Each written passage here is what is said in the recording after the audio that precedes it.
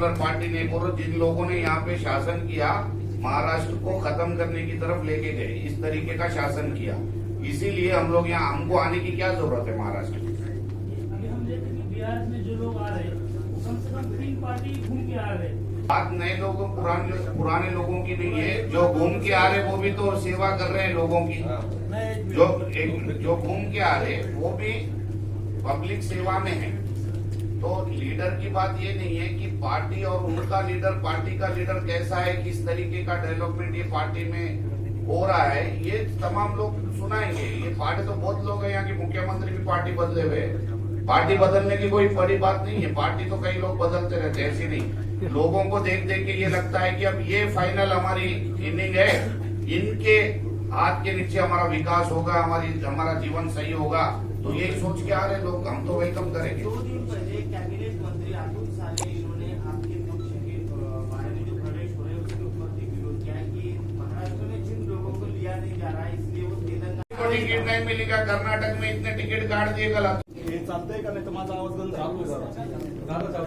उपस्थित असलेले सर्व पत्रकार बांधवांचं नतमस्तक होऊन बीआरएस पक्षातर्फे मनापासून स्वागत. मगासपासून आपण सगळेजण आमच्या पक्षाची ध्येय धोरण ऐकताय, पण मला माहिती आहे की तुमच्या डोक्यामध्ये काय चाललंय बऱ्यापैकी, कारण मी आणि तुम्ही काही वेगळे नाही. भाई भाई हे तरी आले तिकडून, आपण तर दररोज कुस्त्या खेळतो इथे, त्यामुळे मी काही गोष्टी ना सुरुवातीपासून क्लिअर करतोय. पहिला विषय, छत्रपती संभाजीनगरला 24 तारखेला सभा होणार आहे आणि हे जे वाक्य मी वापरले, हे वाक्य तुम्हाला त्या दिवशी सीएम साहेबांच्या तोंडातून ऐकायला मिळेल. संपला विषय. पुढचा विषय, या महाराष्ट्रामध्ये ज्या पद्धतीचं कामकाज चालतं आणि ज्या पद्धतीचं कामकाज तेलंगणात चालतं, याच्यावरती आम्ही विश्लेषण देऊन ते विश्लेषण तुम्ही मान्य करावं असं आमचं म्हणणं नाहीये. आमचं म्हणणं हे आहे की जसं आता शकीलबाईंनी सांगितलं की गुगल सर्च करा आणि आम्ही काय म्हणतोय हे शोधा. जर आमचं खरं असेल तर छापा, नसेल खरं तर नका छापू. आणि तिसरा महत्वाचा विषय, आज कितीतरी इथे पत्रकार बांधव जे आलेले हे कसे आले, किती लोकांकडे पेट्रोलच्या स्कूटर आहेत, किती लोकांकडे इलेक्ट्रिकच्या स्कूटर आहेत, आणि किती लोक रिक्षाने आले,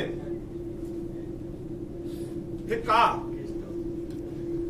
मग इतके 75 वर्ष घालून जर मी इलेक्ट्रिकचीच गाडी वापरतोय कारण मला पेट्रोलला पैसे नाहीये, तर मग अशा देशाचं करायचं तरी काय? पुढाऱ्यांचं काय होतंय, राजकीय पक्षांचं काय होतंय, कोण मुख्यमंत्री होतोय, कोण पंतप्रधान होतोय, ठीक आहे, पण सर्वसामान्य माणूस काय होतोय याला फार महत्व देण्याची आज नितांत आवश्यकता आहे. केसीआर साहेबांचं भाषण हेच असतं. तुम्हाला वाटेल हर्षवर्धन मानाने बोलतोय, नाही.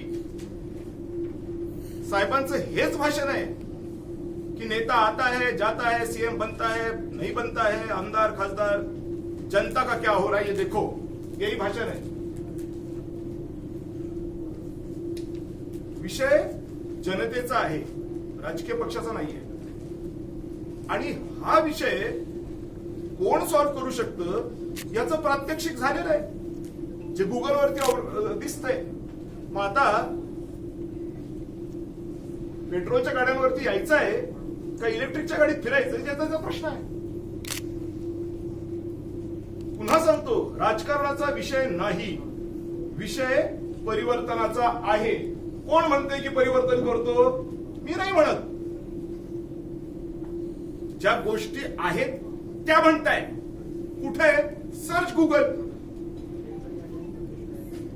तफावती बघा महाराष्ट्राच्या आणि तेलंगणाच्या.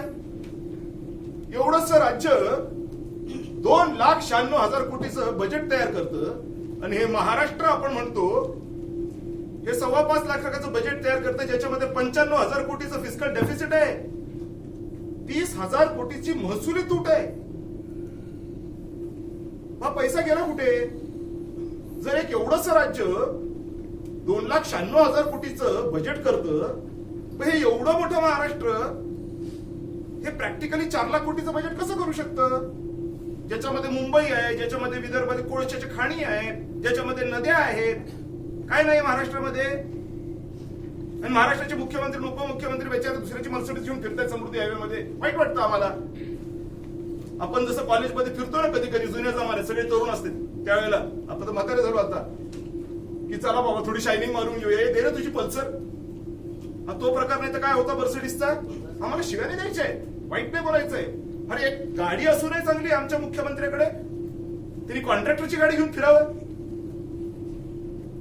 नाही साहेब ना 4.5 करोडच्या मर्सिडीज मध्ये गेले. अरे बॉस ती मर्सिडीज त्याची नव्हती, त्यांनी शायनिंग मारायला आणली होती.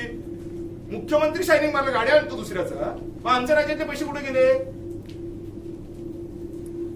आज आमदार साधे साधे लोक तेलंगणामध्ये, आता ही जीवन रेड्डी साहेबांची खाली गाडी जाऊन बघा कोणती आहे,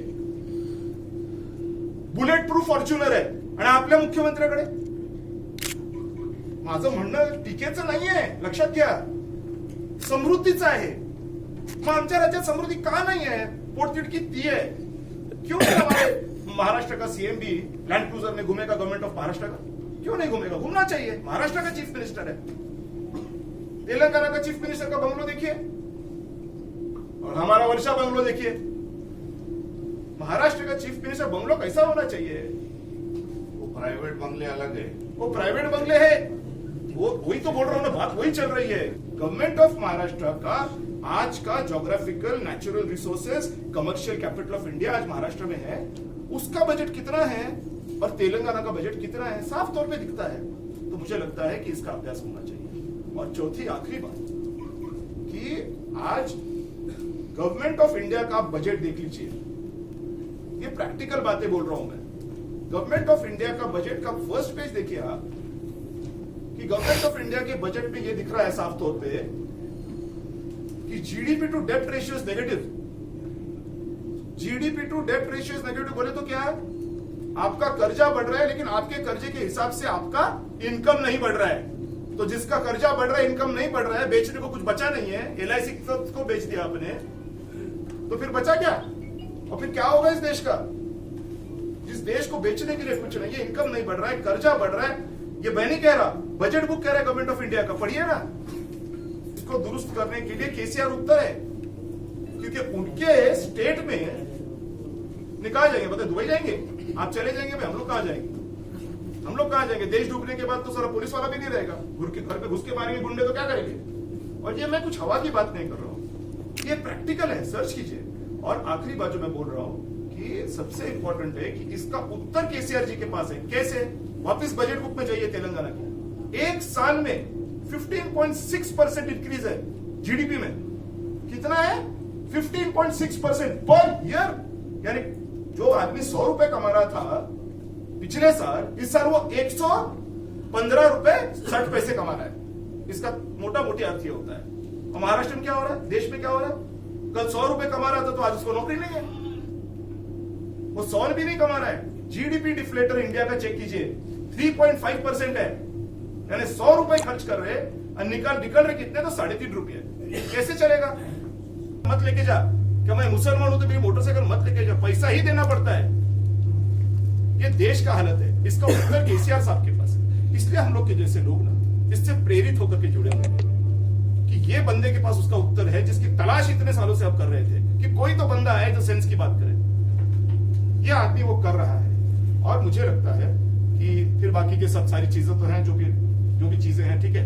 अब जैसे मंत्रालय का नाम अंबेडकर साहब का दे दिया, ये सारी जो बड़ी बड़ी क्या बोलते हैं ना, अस्मिता को जपने का जो काम है, वो काम तो हो ही रहा है. उसका तो कुछ मतलब, अगर आप, मैंने वही अभी बोला कि आप चीफ मिनिस्टर साहब का घर देखेंगे वहां के और हमारे चीफ मिनिस्टर का साहब का घर देखेंगे तो आपको शर्म आती है. महाराष्ट्र में क्या हो रहा है, क्यों हो रहा है?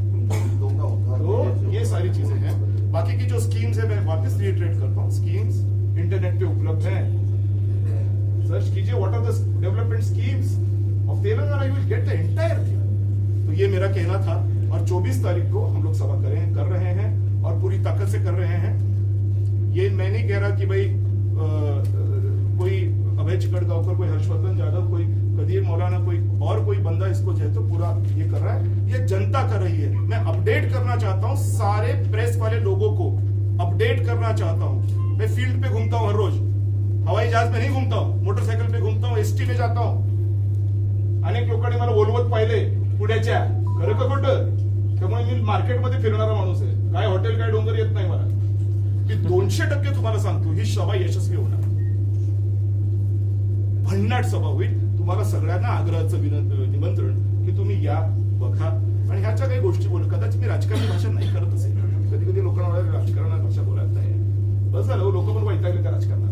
कुठेतरी ना काम व्हायला पाहिजे, त्या पद्धतीने हे सगळं काम सुरू आहे। हे अपडेट मी तुम्हाला देतोय आणि बाकीच्या सगळ्या गोष्टी सन्माननीय नेतेगण आहेत ते बोलतील।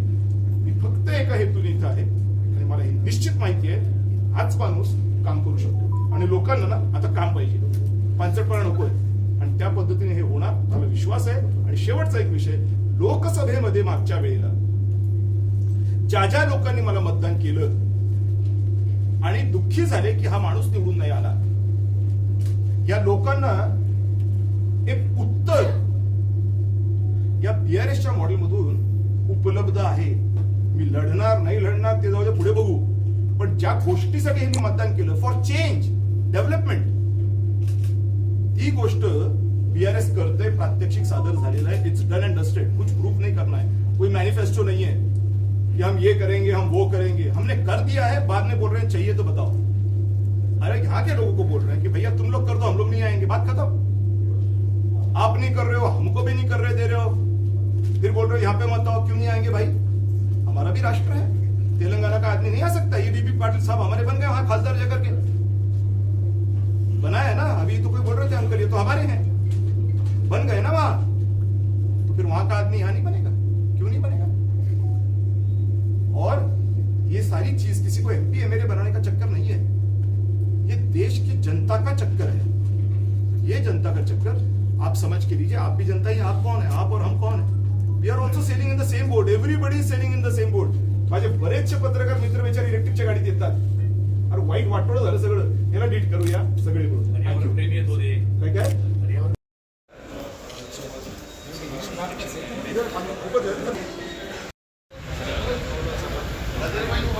हाँ